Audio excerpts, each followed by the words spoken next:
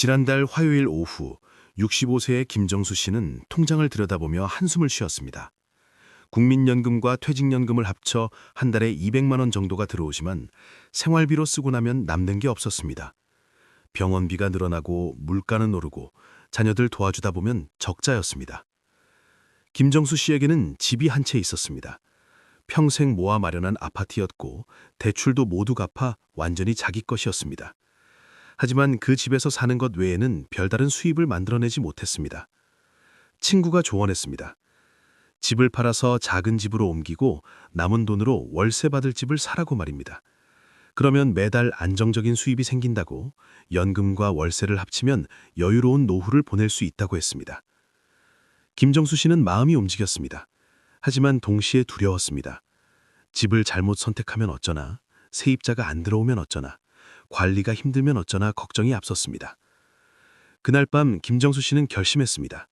제대로 공부해서 월세 수입을 만들어 보자고. 이대로 주저앉을 수는 없다고 말입니다. 여러분도 혹시 월세 수입을 꿈꾸고 계신가요? 하지만 어디서부터 시작해야 할지 막막하신가요? 오늘 이 이야기를 끝까지 들으신다면 여러분의 노후 재테크가 완전히 달라질 것입니다. 첫 번째 장, 실패한 첫 시도. 67세의 박영희 씨는 3년 전 월세 투자에 뛰어들었습니다. 지인의 소개로 지방 소도시에 원룸을 샀습니다. 가격이 저렴했고 수익률이 좋아 보였으며 지인이 강력하게 추천했기 때문입니다. 처음 6개월은 좋았습니다. 세입자가 들어왔고 매달 월세가 꼬박꼬박 들어왔습니다. 박영희 씨는 기뻤습니다.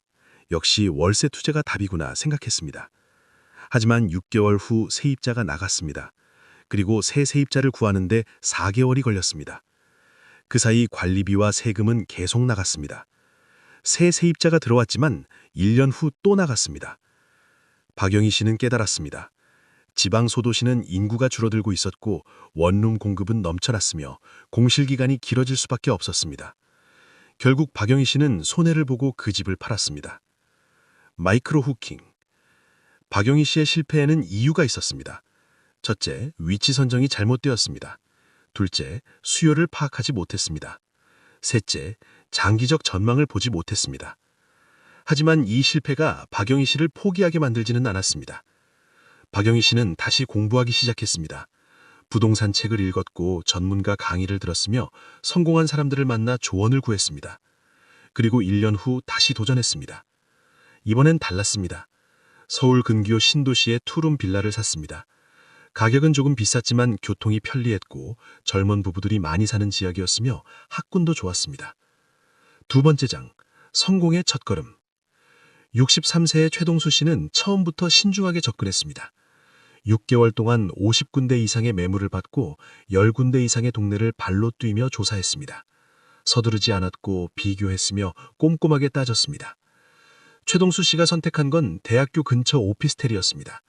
크기는 작았지만 위치가 좋았고 학생 수요가 안정적이었으며 관리가 쉬웠습니다. 계약하기 전 최동수 씨는 주변 부동산을 모두 돌며 시세를 확인했습니다. 공실률도 알아봤고 평균 월세도 조사했으며 주변 개발 계획도 확인했습니다. 그리고 확신이 들었을 때 계약했습니다. 첫 세입자는 학생이었습니다. 부모님이 함께 와서 계약했고 깔끔하게 살겠다고 약속했습니다. 최동수 씨는 보증금을 적게 받고 월세를 조금 높게 받았습니다. 학생 부모 입장에서는 목돈 부담이 적어 좋았고 최동수 씨는 매달 현금 흐름이 좋아 만족했습니다. 2년이 지난 지금 최동수 씨의 오피스텔은 한 번도 공실이 없었습니다. 세입자가 바뀔 때마다 대기자가 있었고 월세도 조금씩 올릴 수 있었습니다. 하지만 모든 것이 순탄한 건 아니었습니다. 68세의 이정희 씨는 월세 투자를 시작한 지 6개월 만에 큰 위기를 맞았습니다. 세입자가 갑자기 월세를 내지 않았습니다. 처음에는 깜빡했나 보다 생각했습니다. 전화를 걸었지만 받지 않았고 문자를 보내도 답이 없었습니다. 직접 방문했지만 집에 없었습니다. 한 달이 지나고 두 달이 지나도 연락이 없었습니다. 이정희 씨는 당황했습니다. 어떻게 해야 할지 몰랐고 법적으로 어떤 권리가 있는지도 몰랐습니다.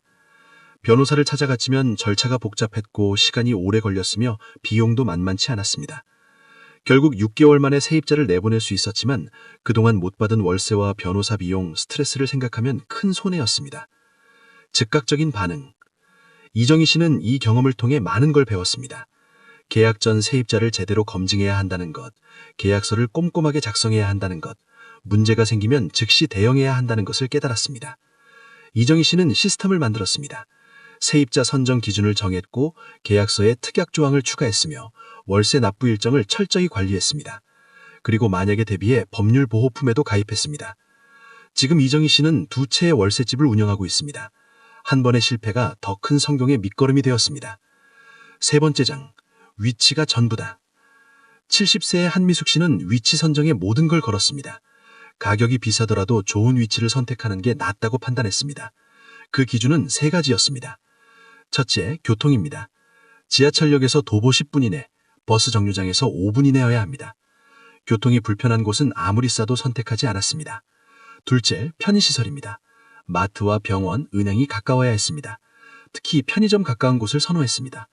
젊은 세입자들은 편의점 접근성을 중요하게 생각하기 때문입니다. 셋째, 안전입니다. 밤에 어둡지 않은지, 주변에 우범 지역이 없는지, CCTV가 설치되어 있는지 확인했습니다.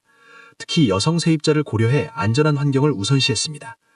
한미숙 씨가 선택한 곳은 신도시 역세권이었습니다. 가격은 비쌌지만 조건은 완벽했습니다. 그리고 예상대로 세입자가 줄을 섰습니다. 계약 만료 석 달 전부터 다음 세입자 문의가 들어왔습니다. 네 번째 장, 세입자 관리의 기술. 66세의 정수미 씨는 세입자 관리에 탁월했습니다. 단순히 월세만 받는 게 아니라 세입자와 좋은 관계를 유지했습니다. 처음 계약할 때 정수미 씨는 세입자에게 작은 선물을 줬습니다. 화분이나 생활용품 같은 실용적인 것들이었습니다. 세입자들은 감동했고 집을 더욱 소중히 여겼습니다. 고장이 나면 즉시 수리해줬습니다. 미루지 않았고 비용을 아끼지 않았으며 세입자 불편을 최소화했습니다. 작은 전구 하나도 바로 교체해줬고 수도꼭지 하나도 신경 썼습니다. 명절이나 연말에는 작은 선물을 보냈습니다. 비싼 것이 아니라 마음을 담은 것이었습니다. 떡이나 과일 같은 것들이었지만 세입자들은 고마워했습니다. 그 결과 정수미 씨의 세입자들은 평균 3년 이상 거주했습니다. 잦은 세입자 요체로 인한 공실 기간도 없었고 수리 비용도 적었으며 월세도 안정적으로 받을 수 있었습니다. 크나이맥스, 성공 패턴의 발견. 김정수 씨는 1년간 공부하고 준비한 끝에 드디어 결정을 내렸습니다. 살던 아파트를 팔고 조금 작은 아파트로 이사했습니다. 그리고 남은 돈으로 두 채의 월세집을 샀습니다. 하나는 대학가 근처 원룸이었고 다른 하나는 신도시 투룸이었습니다. 서로 다른 지역, 서로 다른 타입으로 위험을 분산시켰습니다. 김정수 씨는 성공한 사람들의 패턴을 분석해서 자신만의 원칙을 만들었습니다. 첫째, 위치가 가장 중요하다. 둘째, 세입자를 신중하게 선택한다. 셋째, 관리를 철저히 한다. 넷째, 장기적 관점으로 본다. 다섯째, 여유자금을 남긴다. 특히 여유자금이 중요했습니다. 공실이 생기거나 수리가 필요할 때를 대비해 6개월치 월세 정도의 예비비를 항상 준비해뒀습니다. 6개월이 지난 지금 김정수 씨는 두 채 모두에서 안정적으로 월세를 받고 있습니다. 연금과 월세를 합치면 한 달에 300만 원이 넘는 수입이 생겼습니다. 생활이 한결 여유로워졌고 자녀들에게 손 벌리지 않아도 되었으며 미래에 대한 불안도 줄어들었습니다. 다섯 번째 장, 실전 투자 가이드. 그렇다면 구체적으로 어떻게 시작해야 할까요? 전문가들의 조언을 정리해 보겠습니다. 첫째, 자금을 정확히 파악하십시오. 투자 가능한 금액이 얼마인지, 대출은 얼마나 받을 수 있는지, 여유자금은 얼마나 남길지 계산하십시오. 무리한 대출은 위험하니 주의하십시오. 둘째, 지역을 철저히 조사하십시오. 최소 3개월은 발로 뛰며 동네를 파악하십시오. 평일과 주말, 낮과 밤을 다르게 살펴보십시오. 인터넷 정보만 믿지 말고 직접 확인하십시오. 셋째, 수익률을 현실적으로 계산하십시오. 월세만 보지 말고 관리비와 세금, 수리비, 공실기간을 모두 고려하십시오. 보통 실제 수익률은 예상보다 낮습니다. 넷째, 계약서를 꼼꼼하게 작성하십시오. 가능하면 변호사의 도움을 받으십시오. 특약사항을 명확히 하고 애매한 부분이 없도록 하십시오. 다섯째, 세입자를 신중하게 선택하십시오. 소득을 확인하고 이전 거주지를 알아보며 가능하면 보증인을 세우십시오. 첫인상과 직감도 중요합니다. 여섯 번째 장, 피해야 할 함정들. 많은 초보 투자자들이 같은 실수를 반복합니다. 64세의 윤석진 씨도 그랬습니다. 첫 번째 실수는 수익률에만 현혹된 것입니다. 높은 수익률을 약속하는 곳은 대부분 위험합니다.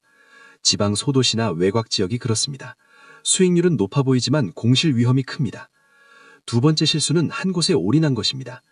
윤석진 씨는 모든 돈을 한 채에 투자했습니다. 그 집에 문제가 생기자 다른 대안이 없었습니다. 분산 투자가 중요합니다. 세 번째 실수는 관리를 소홀히 한 것입니다.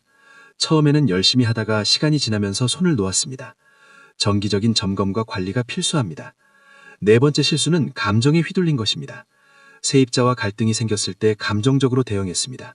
냉정하고 원칙적으로 대처해야 합니다. 다섯 번째 실수는 공부를 게을리한 것입니다. 한 번 사고 나서 공부를 멈췄습니다. 시장은 계속 변하니 지속적인 공부가 필요합니다. 일곱 번째 장, 세금과 법률 지식. 67세의 송미란 씨는 세금 때문에 낭패를 봤습니다. 월세 수입이 생기면 세금을 내야 한다는 걸 몰랐습니다. 1년 후 세금 폭탄을 맞았고 예상치 못한 지출에 당황했습니다. 월세 수입은 종합소득세 대상입니다. 연금과 합산되어 세금이 계산되니 미리 준비해야 합니다. 필요 경비를 공제받을 수 있으니 수리비